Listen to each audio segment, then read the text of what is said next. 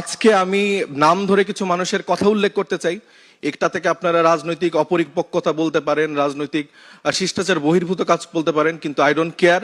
কালকের পর থেকে আমি স্কুল আসলে কেয়ার করবো না। আমি আমার ব্যক্তিগত জায়গা থেকে প্রতিবাদ জারি রাখবো। সেটাতে আমার রাজনীতি থাকলো না আপনাকে মেরে ফেলা হলো, এটাতে আমার কিছুই যায় আসে না। আপনারা জানেন যে আওয়ামী লীগের soft court supporter Anis Alamgir, সাংবাদিক আনিস আলমগীর, সাংবাদিক মাসুদ কামাল, আব্দুল নুর তুষার, সাংবাদিক পান্না, তারপরে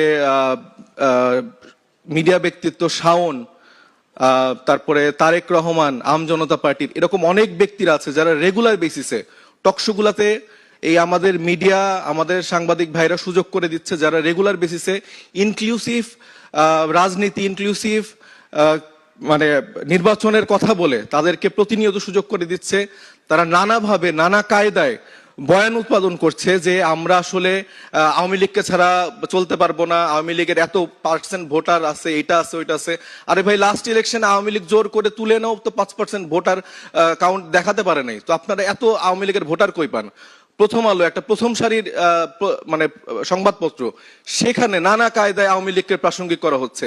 একটা ফাঁসির আসামি, একটা খুনি, যেই মানুষের হাতে 1400 মানুষের রক্ত লেগে আছে, সেই খুনিকে আপনারা কোনোভাবে ডাটা ড্রিভেন ভাবে, মানে কোন 1400 মানুষকে আপনারা সেই স্যাম্পলিং করতেছেন 1300 মানুষের, সেটা কি গোপালগঞ্জের নাকি যে তিনি হচ্ছে সম্ভাব্য প্রধানমন্ত্রী হতে পারে, কতজন চায়? তো এগুলা কি ধরনের স্যাম্পলিং? এটা আপনারা তাকে কিভাবে তার ফাঁসির রায় কার্যকর করা হবে, কিভাবে দেশে আনা হবে, সেই দিকে খেয়াল করেন।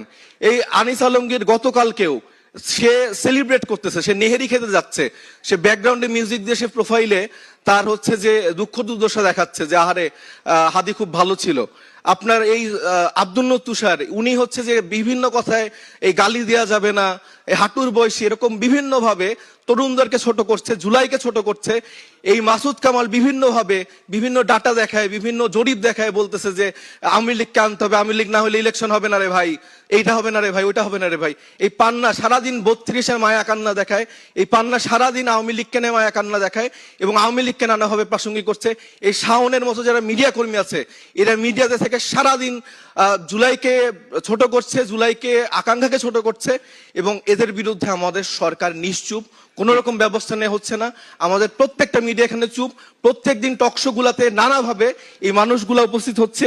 এছাড়াও সাংবাদিক, শিক্ষক মহলে আপনারা জানেন ঢাকা বিশ্ববিদ্যালয় থেকে শুরু করে প্রত্যেকটা পাবলিক ইউনিভার্সিটিতে এই জুলাই গণ অভ্যুত্থানের সময় যারা আওয়ামী লীগের দালালরা ছিল, তারা কিভাবে দলের দলদাস হয়ে এই জুলাই গণ অভ্যুত্থানে এই মৃত্যুগুলা ঘটানোর পেছনে দায়ী ছিল, তারা আবার নতুন করে